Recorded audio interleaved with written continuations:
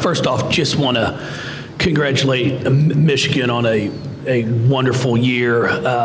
We knew coming into the game tonight that we're going to have to play well.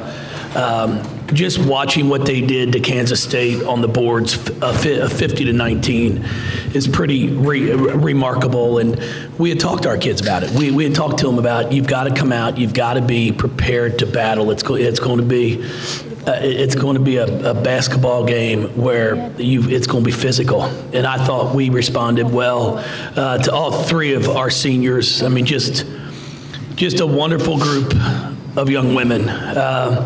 So proud of Erica Carter, just being able to get back out there and play. And I know that's one of the things that she wanted to do. Like, she did not want to end her career not having a chance to play the last game at home. And, I started her, and I was just going to let her keep going until she couldn't go, just for the fact that, you warm up, and then if you stop, and then it's tougher to get going again. And I thought she did a great job. I thought AC did well, and Sam and Asia, just a remarkable group to coach. Really, really proud of them. Not so fast, Coach.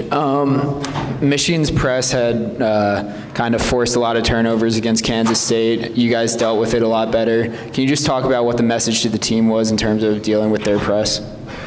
Yes, it's what we've talked about this entire year when someone tries to press us. Our goal is to attack the score. When we went back and watched the Kansas State film, they attacked it at times, but then looked to pull it back out to set up an offense. And I told our kids, we don't want to do that. Our goal, if they press, is to try to get as quick and easy looks as we can. And when you've got that type of tempo and mentality, sure, you might turn the ball over a few times, but you're going to get easier looks and possibly deflating baskets. When you're pressing and all of a sudden you give up a layup, it's just one of those you hang your head on. And I think there was one possession where we took a quick shot, which was a good shot. We missed it, but we get the offensive rebound, a great pass back out to Asia, and she hits a three. So I thought our whole mindset has been all year, if someone tries to press us, to attack the score. More questions for Coach? Paul, right here. Coach, hopefully 4 more games to go, but just some of your thoughts and memories of the 3 seniors here over the years here in the KFCM Center. Yeah, I mean, it's remarkable to think as a staff what we've been able to do with those 3 bad players. To turn them into the players they are. It's pretty amazing. They're as Jazz says, they're really, really good players, but they're even better people. And that's, I think, what we strive to do here at Louisville is to win games, of course. That's really important, but to also have great young women when they leave here. And I'm excited for all 3 of them, because I truly believe all 3 are going to be successful no matter what they do. If they want to continue on playing basketball at a professional level, I think all 3 will have the opportunity somewhere. And if they're ready to get out into the real world, I think they'll do extremely well there. I tell them all the time, play basketball as long as you can, because that 8-to-5 job's it's not much fun. So if they can do it for 5, 10, 12 years, go ahead and do it. But it's been a joy for me. It's been fun, and I've said it before. Erica and Sam are exactly what is not happening anymore, in my opinion, in college athletics, not just women's basketball. It's 2 young women who came in here as freshmen, did not play a whole bunch, played a little bit more their sophomore year, and then sat down with them and said, hey, if you want to play more, you got to get back in this gym, you got to work harder. And then they take that to heart. The summer of their sophomore year, all of a sudden they came out and they have huge impacts on our team as juniors. We go to a Final Four, and now they're right back in the middle of it, and we're going to a Sweet 16. And anymore, if you don't get instant gratification, you're looking to leave. I always tell them the grass is greener on the other side because it's fertilized with manure, but I don't use that word. I make sure they all know, because it's the truth. But it's fun to see these 2 young ladies who have put in their time and look at the rewards that they're getting back. It's a process, and they have done it. And, Asia came in with a lot of hype. And I think she's backed it all up. But what's the most impressive thing about Asia, and I think her teammates would tell you, is as good of a basketball player she is, she's even a better person. You know, I challenged her freshman year. She was always worried, am I shooting too much? Am I shooting too much? I'm like, babe, I'll tell you when to stop shooting. And I never quite told her. So, but that's the one thing her teammates love about her. I can remember our NC State game, she scores 47. And the first thing she says in the press room is her teammates did a great job of setting her screens, finding her when she was open. That's just not the norm anymore. So really impressed with all three of them. We're going to miss all three of them, but the good thing for us is we've got another ball game to play.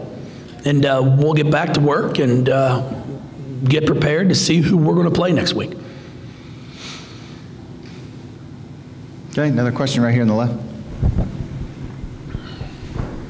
Coach, you talked about the out-rebounding Michigan, a team that out-rebounded Kansas State 50-19, but then just Erica having 7 rebounds, Kylie Shook having 10, and then the play of the defense. Could you sense that the team was locked in and focused and ready to go, like leading up to this game, that they were taking on the challenge? Well, we had one day of prep. So we had just talked about it. If you want to keep playing, this is what you're going to have to do. And I've got to give them credit. I thought Kylie came out and really set the tone early, which is something she hasn't done in the past. You know, but she held her ground, made their post up higher up off the block. It made it more difficult to score. Where in the past, she sometimes will let you get too low and all of a sudden it's just a drop step layup. And then she did a great job of boxing out. And then everybody started to get into the mix because we had talked to them, guards, you've got to rebound the basketball because, you know, Hillman, the one thing we told our kids, whoever is guarding her, I don't care if you get a rebound, she can't. And even with that emphasis on it, she still comes up with 5 offensive boards. So our guards were going to have to do a really good job of coming in and cleaning things up. You kind of answered my question, but I'll ask a different one. With Kylie and the 10 boards today, moving forward, looking at some of those teams down the line, what next level can you all reach if she sets that tone, if she plays that big like she played today? Well, it's one game at a time. I mean, that's the one thing about this right now is whoever we're going to face next weekend's our only concern. You know, I told them my bads aren't cutting it right now. You know, my bads are what gets you sent home. So I was really excited because I think I only heard one my bad from her, and I'm used to hearing about 10. So she put her mind to it and really went out there and did well. And I told her in the locker room after the game, I said, I got some good news and bad news. You know, which one you want first? She's like, well, I prefer the good. I said, babe, you were fantastic today. You played as well as I've ever seen you play. And she says, well, what's the bad? I go, the bad is I'm going to expect that. So now you've shown me what you can do. So unfortunately for you, you're going to have to keep doing it. And she got a good laugh out of it, but it's true because, you know, she has really developed over her 3 years here. She came from being an outside three-point shooter. It's all she did really in high school to where now she's finishing at the block. She's being more physical, and I'm really proud of her. Any more questions for Coach? Well, before I finish up, I'd like to thank Norlin. Norlin, thank you. I just really appreciate what you've done for women's basketball for the ACC. You've been remarkable. We're going to miss you. I know you can't say it, but there's no doubt I'm your favorite coach. So I'll say it for you. But thank you for all that you've done because I don't know where you'll be next weekend, but thank you.